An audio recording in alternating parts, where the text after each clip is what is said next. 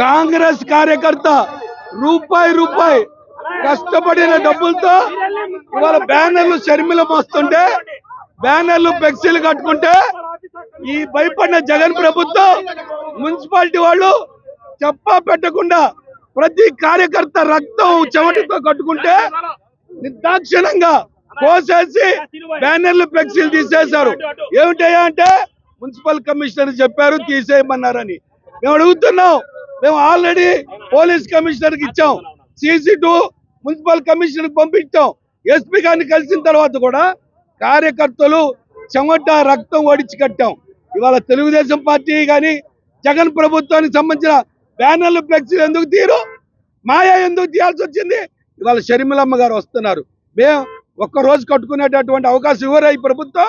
ఎందుకు అంటున్నా, ఎందుకు ఈ వివక్ష? భయపడ్డారు. దీనికి ఎవరైతే కమిషనర్ చెప్పారని చెప్పి వర్కర్స్ చెప్తున్నారు, కమిషనర్ గారిని నమ్మనండి. ఎందుకు కాంగ్రెస్ బ్యానర్లు తీయమన్నారో చెప్పాలని డిమాండ్ చేస్తున్నాం.